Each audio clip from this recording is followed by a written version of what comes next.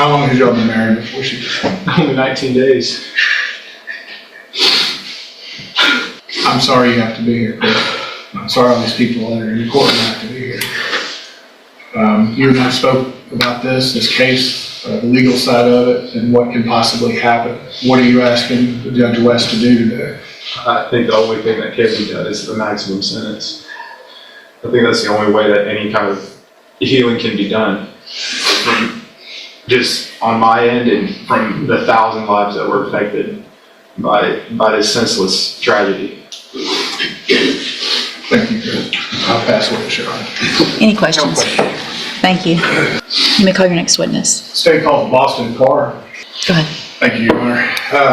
Mr. Carr, would you identify yourself for the jury and tell us what you do for a living? I mean, for the judge, and tell us what you do for a living, please.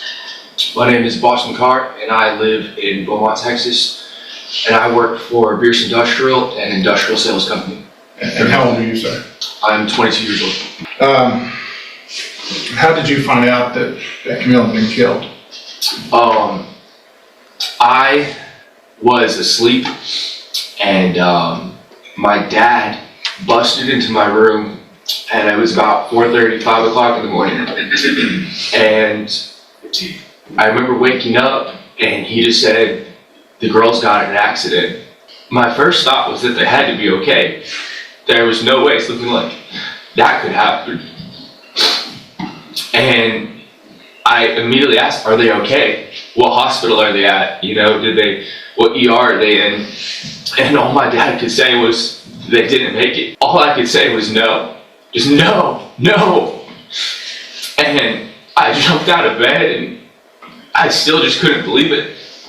There's no way. And I got dressed as fast as I could and I ran downstairs and I didn't know what I could do. I thought there was something maybe I could do. And my dad just told me, he said, Bubba, there's nothing you can do. There's nowhere you can go. Can't do anything. And since this has happened, how's it affected you, Boston? I had begun building my life with Camille and my life plans and our life that we were building together and we had just begun to build together was just taking off, and the one thing that I thought I had done right in my life was deciding to marry Camille. And with that gone, I feel so lost in like this life that I was supposed to have has been taken away from me. I'm asking the same question that I asked Chris. What do you want to see happen here today? Full sentencing underneath the law, that's possible. I need to know what you think after hearing that. Is there any prison sentence long enough for something like this, or are some tragedies simply impossible to punish fairly? Drop your thoughts in the comments. No question. Thank you. I have no other witnesses to call in punishment, Your Honor. Thank you, Mr. Nichols.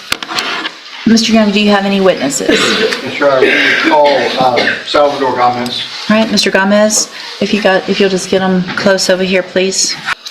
Now, when we were preparing for the trial, you've never been convicted of a felony anywhere, correct? That is correct. So you technically qualify for probation. Are you asking this court for probation? No, sir, I'm not. I don't think it's appropriate. I'm taking full responsibility for my actions, and that's why I don't think it's appropriate for me to even think about it. So when the probation officer included all that in the report about, that's nothing you asked for, that's just something they include? That is correct, yes. So I think the last thing is there anything you want to say to the families of Ms. Eisenhower this morning? Yes, I will. To the Eisenhower family, to the Marty family, Mr. Staggs, Mr. Carr, there's nothing that I can say, nothing that I can do to bring your loved ones back. Ever. The remorse and the shamefulness that I feel about this is unthinkable. Nothing that has happened to me compares to the destruction that I've caused in your lives. I've destroyed your lives. And nothing that my injuries, that doesn't even compare. I can't even fathom what y'all are going through. I really don't. And I've thought about this for over a year. And I just can't come up with a proper thing to say, but what I've said. I don't wish this upon even my worst enemies, because I know you all are hurting beyond imagination. And like I said, I wish I could do something, but I can't. Have you asked for forgiveness from your personal Savior? Yes, I have. I ask for forgiveness from my Lord and Savior Jesus Christ, and I'll have my judgment day with Him one day. Trust me, I've said it to myself a bunch of times, and I've said it to Him too. Why didn't you kill me instead of them? I would have preferred that, but He did what He did, and I'm sorry. I'm very sorry. Pastor. Thank you. Any questions, Mr. Nichols? Yes, Your Honor. Mr. Gomez, how many DWI convictions did you have before this night? 3. 2 here in Texas and 1 in Virginia, is that correct? That is correct. And on those occasions, you were put on probation? Yes, sir. And as part of probation for DWI, I'm sure they taught you the risk when you were wanting to get out and go speak to kids and teach them about drinking and driving. You wanted to show them that you don't think it could happen to you, but it happened to me. That was your words, correct? Yes. It happened to you. Yes. Not you did this to them, but it happened to you. That's how you see this? Oh, no, sir. How old are your children? 27, 21, 20, and 18. And if, God forbid, they were taken from you because of someone drunk, intoxicated driving, what would you be asking the judge to do? I will let the justice system look at all the facts and the judge, and for her to decide, or them to decide what is the right thing to do, the right decision. When you were taking shots at the strip club and stumbling over your chair, what was going through your mind at that point? Not a whole lot. And then after that, you decided to get in your truck and drive 20, 30 miles back to where you live off of Westport off the road. Correct? Yes, sir. And your evening started at the Taqueria in Port Arthur, Yes, sir. where you drank 8, 9 beers between 5:30 and 9:30. Is that accurate? Yes, sir, I think so. And you left the city of Port Arthur after having had 8 or 9 beers and drove the 30 minutes or so to a strip club in Beaumont. Is that accurate? Yes, sir. And for several more hours, you continued to drink. You took shots and you drank beers. Yes, sir. And then after about 12:30, 12:45 in the morning, you got in your truck to drive back to West Port Arthur Road. Yes, sir. And you're asking this court to give you some mercy for your choices. Sir, I'm asking the court to review the facts, and the judicial system, they can make the right decision on what they want to do, sir. I'm sure they can. Pass, please. Anything else, Mr. Young? One question. Mr. Nichols referred to your prior offenses for the misdemeanor of driving while intoxicated. When was the last one? In 2005. Pass it. Anything No else? questions, Your Honor. All right, thank you. I understand there's times for mercy, there's times for compassion, Your Honor. But I think undeserved mercy to the guilty is further cruelty to the victims. And they've been through everyone's worst nightmare. 20 plus 20 is 40, and that's really not enough, but that is the maximum allowed under law, and that's what I'm asking you to do on behalf of the Marty family, the Eisenhower family, Christopher Staggs, Boston Carr, and their entire faith community.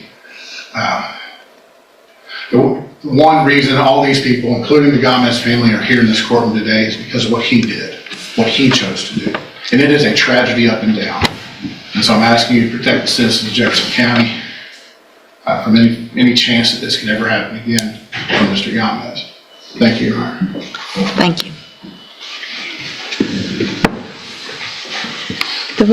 I have a question, Mr. Nichols, with regard to deadly weapon finding. I'm looking at the indictment, and it doesn't read that there's a deadly weapon. Right, I don't believe it does, Your Honor. Okay. And it's not something I looked into. Is that something I can still find if the indictment doesn't say it? Yeah, I don't have an answer for that. Okay. Do y'all know? If it's not, if it's not in the indictment? The court would have to find, it is permissible without a request, without it being included in the indictment.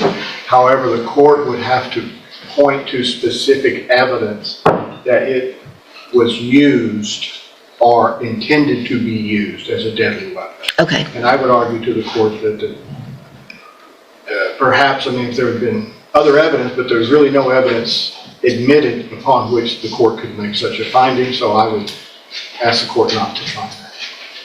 But I will represent to the court as an officer of the court that it is not absolutely required that it be included. Okay. I really didn't think so. I just wanted to make sure.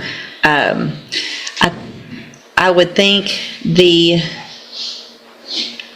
I guess, Mr. Young, would you disagree with the information that is provided in the pre-sentence report that everyone has agreed that I review, that I could use that as far as, since I've taken judicial notice of that, the letters and everything else, that would be, would you have an objection of me using that if I were in fact to make a finding of a deadly weapon?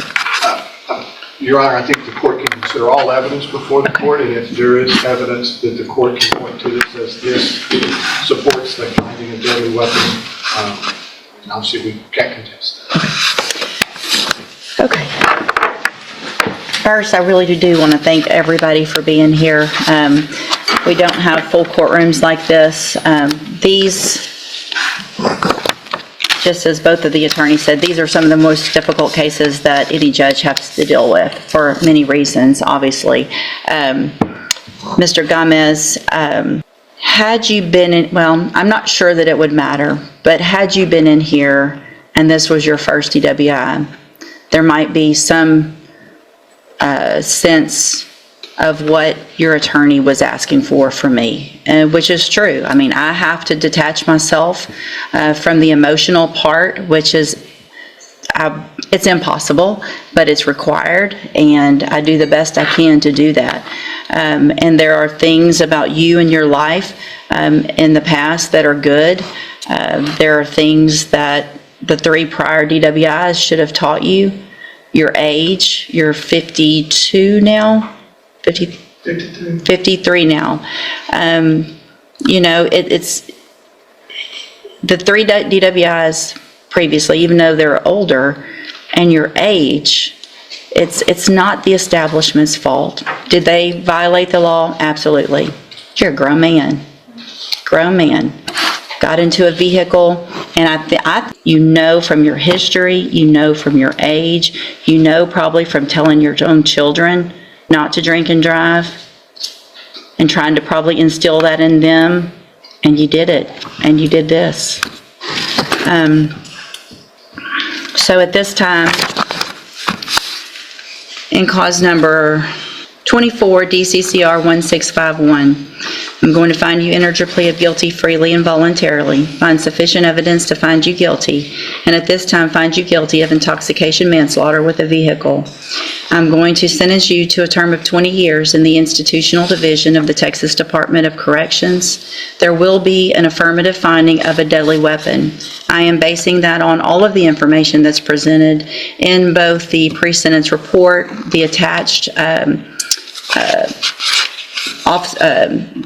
reports from the officers, in addition to the letters from Mr. Stacks, who unfortunately had to drive up and see this in person, from what they had to use to identify these 2 precious young lives. that there's no way that there is any doubt that you used your vehicle in a manner capable of causing death, and that you in fact did that. In cause number 24, DCCR 1652, I'm also going to find sufficient evidence to find you guilty, and at this time find you guilty of intoxication manslaughter with a vehicle. Sentence you to a term of 20 years. There will also be a deadly finding in that case based on the same information and evidence that I used in the previous one. That sentence will run consecutively to cause... And just like that, it was over. 40 years total, back-to-back sentences, and a judge making it clear that repeated drunk driving warnings meant nothing once 2 innocent lives were gone. Cases like this are a brutal reminder that one reckless night can destroy dozens of lives forever.